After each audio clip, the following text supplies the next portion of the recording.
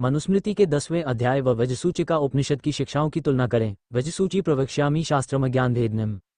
दूषण ज्ञानहीनाना भूषण ज्ञानचक्षुषाम। 1. अज्ञान नाशक, ज्ञानहीनों के दूषण, ज्ञान नेत्र वालों के भूषण रूप वज्रसूचि उपनिषद का वर्णन करता हूँ।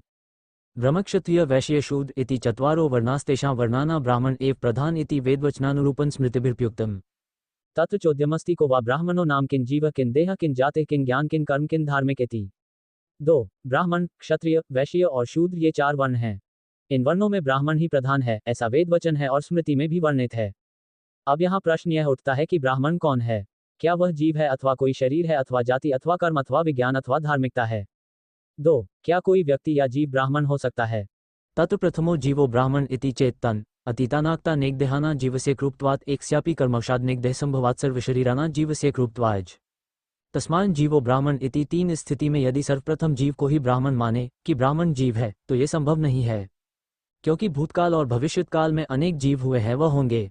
उन सब का स्वरूप भी एक जैसा ही होता है। जीव एक होने पर भी स्व कर्मों के अनुसार उनका जन्म होता है और समस्त शरीरों में जीवों में एकत्व रहता है, इसलिए जीव को ब्राह्मण नहीं कह सकते। 3. क्या देह या शरीर ब्राह्मण होता है?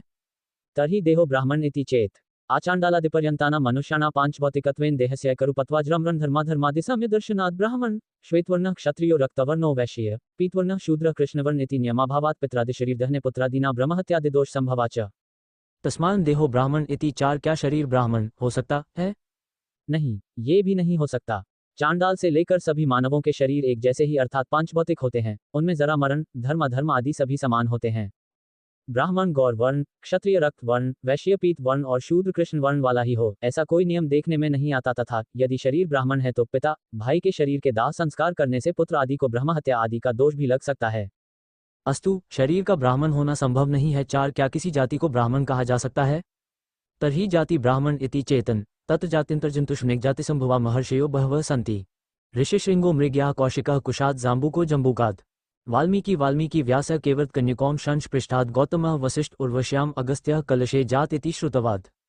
एतेषां जात्या विनाप्यग्रे ज्ञान प्रतिपादिता ऋषयो बहवः सन्ति।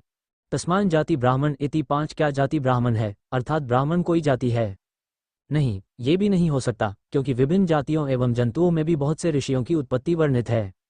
जैसे मृगी से श्रृंगी ऋषि की, कुश से कौशिक की, जम्बूक से जाम्बूक की, वल्मीक बाबी से वाल्मीकि को, मल्लाह धीवर कन्या मत्स्यगंधा से वेदव्यास की, शशक पृष्ठ से गौतम की, उर्वशी नामक अप्सरा से वशिष्ठ की, कुंभ कलश से अगस्त्य ऋषि की उत्पत्ति वर्णित है।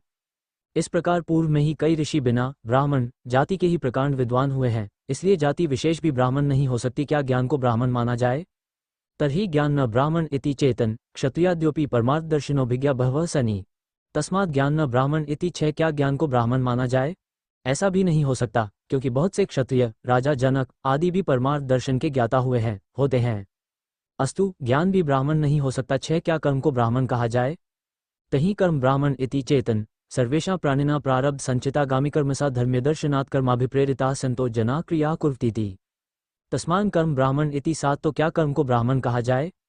नहीं, ऐसा भी संभव नहीं है, क्योंकि समस्त प्राणियों के संचित प्रारब्ध और आगामी कर्मों में साम्य प्रतीत होता है तथा कर्माभिप्रेरित होकर ही व्यक्ति क्रिया करते हैं।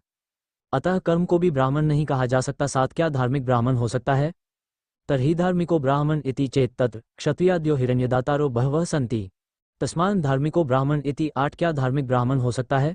ये भी सुनिश्चित रूप से नहीं कहा जा सकता, क्योंकि क्षत्रिय आदि बहुत से लोग स्वर्ण आदि का दान करते रहते हैं। अतः धार्मिक भी ब्राह्मण नहीं हो सकता। 8. तब ब्राह्मण किसे माना जाए? तर्हि को वा ब्राह्मणो नाम यह कश्चिदात्मान द्वितीयं जातिगुण क्रियाहीन षडूर्मी षड्भावे इत्यादि सर्वदोषहित सत्यज्ञानानंदानंत स्वरूपं स्वयं निर्विकल्पं शेषकल्पाधारं शेषभूतांतर्यामिवेन वर्तमानमंतबन्हिश्चाकाशवदनुस्यूतं खंडानंद स्वभावं प्रमेयं न भवेक्वेद्यमाप्रोक्षतया भासमान्न कर्तलामलकव साक्षात् प्रोक्षीकृत्य कृतार्थतया कामरागादिदोषहितः शमदमादि संपन्नो भावमात्स तृष्णाशामोहादिरहितो दम्भाकाराभिर्संस्पृष्ट चेता वर्तत एव मुक्तलक्षणो यः स एव ब्राह्मण इति श्रुतिस्मृतिपुराणेतिहासानामभिप्रायः।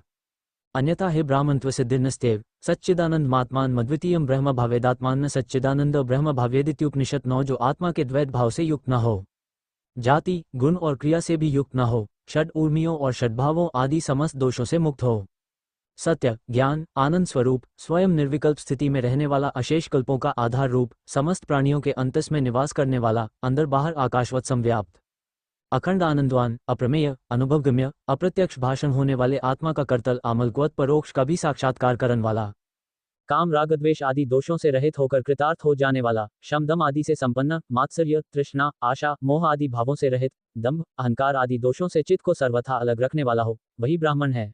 ऐसा श्रुति, स्मृति, पुराण और इतिहास का अभिप्राय है। इस अभिप्राय के अतिरिक्त अन्य किसी प्रकार से ब्राह्मणत्व सिद्ध नहीं हो सकता। आत्मा ही सच्चित और आनंद स्वरूप तथा अद्वितीय है। इस प्रकार के ब्रह्मभाव से संपन्न मनुष्यों को ही ब्राह्मण माना जा सकता है। यही उपनिषद का मत है। स्रोत: वज्रसूचिका उपनिषद 108 उपनिषद पंडित श्रीराम शर्मा कम दिखाएं।